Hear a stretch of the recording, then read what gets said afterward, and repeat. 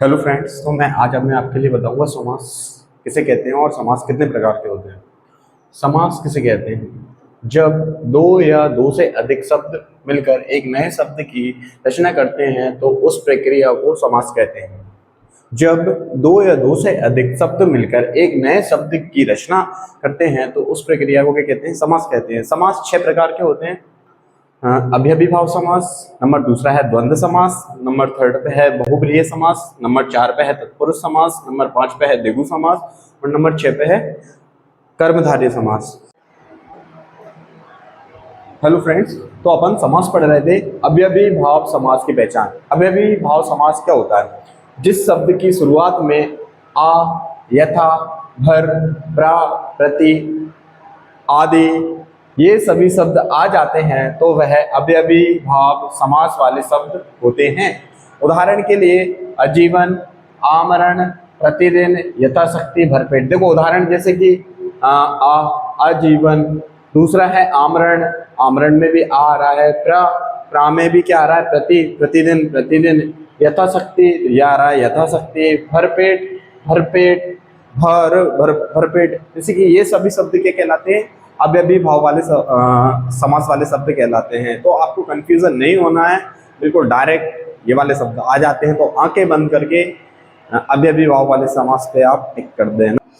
द्वंद्व समास का सीधा उदाहरण है द्वंद्व समास, जहां दोनों पद में अथवा शब्द से जुड़े होते हैं, मतलब जहां दोनों पद अथवा शब्द से जुड़े होते हैं वह द्वंद्व समास होता है। उदाहरण के लिए रात, दिन, आग, पानी, दाल, रोटी, पाप, पुण्य। अपन बहुब्रीहि समास पे। बहुब्रीहि समास क्या होता है? जैसे कि बहुब्रीहि समास जहां देवी देवताओं के नाम आ जाएं वह बहुब्रीहि समास होगा। उदाहरण के लिए देवराज, देवराज भगवान इंद्र को बोलते हैं। ब्रजपाणी, ब्रजपाणी भी भगवान इंद्र को बोलते हैं।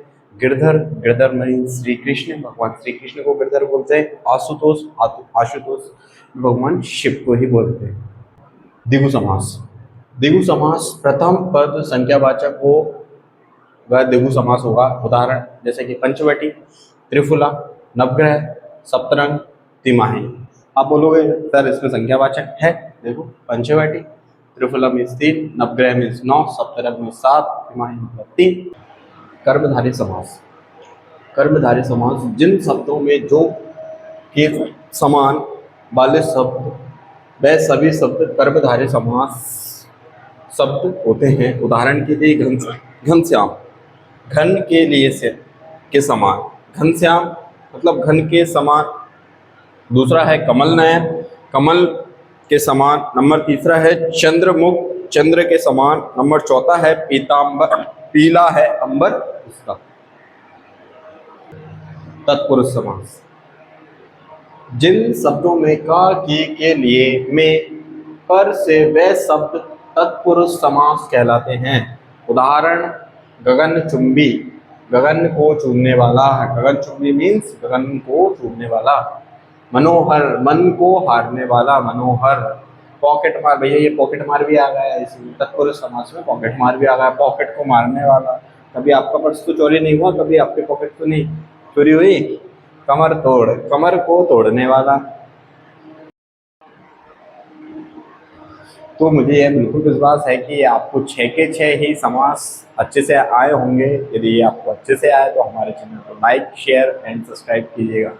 Thank you.